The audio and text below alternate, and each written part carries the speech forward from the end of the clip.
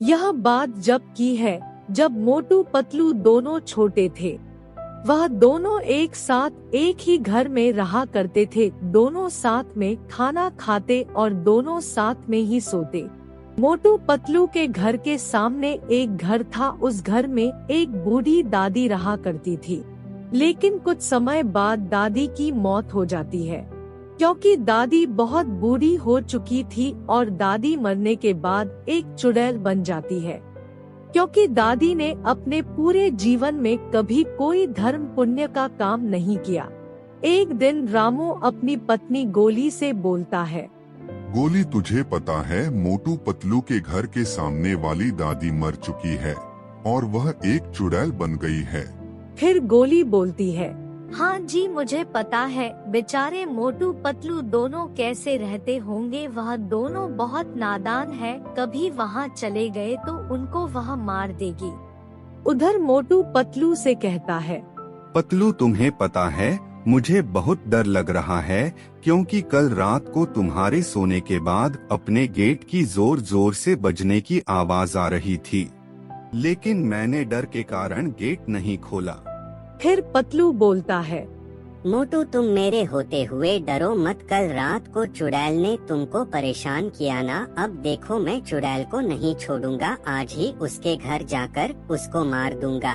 फिर मोटू बोलता है, नहीं नहीं पतलू, कोई बात नहीं, तुम वहाँ मत जाओ। अगर तुम्हें कुछ हो गया तो मैं किसके सहारे जिंदा रहूंगा। तुम ही एक मेरे जीने का सहारा हो। लेकिन पतलू मोटू की बात नहीं मानता और जल्दी से अपने घर से निकल जाता है दादी के घर जाने के लिए। जैसे ही पतलू दादी के घर के अंदर जाता है तो उसे वहाँ चुड़ैल दिखती है और बोलती है, अरे वाह, आज तो मेरा खाना मेरे पास चलकर खुद ही आया है। अब तो पतलू बेटा, मैं तुझे कच्चा चबा जाऊंगी और डकार भी नहीं लूंगी। चुड़ैल की यह बात सुनकर पतलू को बहुत तेज गुस्सा हो जाता है और पतलू बोलता है, सुन ले मेरी बात चुड़ैल, कान खोलकर मैं तुझे वार्निंग दे रहा हूँ। हमारे घर कभी मत आ जाना, वरना तेरी चटनी बना दूंगा। फिर चुड़ैल बोलती है, पतलू के बच्चे, तेरी इतनी हिम्मत, तूने मुझे इतना कुछ बोला, अब ले तू मेरे हाथों से गया। इतना कहकर चुड़ैल पतलू को अपनी जादू की शक्ति से एक कुत्ता बना देती है।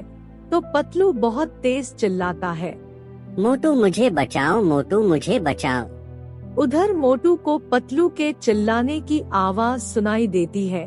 तो मोटू बोलता है, अरे यह तो मेरे पतलू के चिल्लाने की आवाज है। मैंने मना किया था मेरे पतलू को वहाँ मत जाना। अब पता नहीं चुड़ैल ने पतलू के साथ क्या किया होगा। मोटू वहाँ हिम्मत दिखाकर चुड़ैल के पास जाता है और बोलता है, चुड़ैल जी, आप मेरे पतलू को माफ कर दो। बेचारे मेरे पतलू ने आपका क्या बिगाड़ा है जो आपने मेरे पतलू को कुत्ता बना दिया। प्लीज आप मेरे पतलू को सही कर दो। बदले में आप जो भी बोलोगे मैं वह सब आपके लिए करने को तैयार हूँ।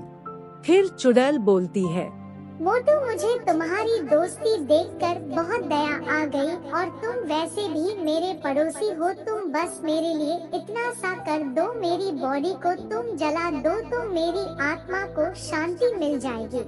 फिर मोटू जल्दी से जाकर दादी का अंतिम संस्कार कर देता है।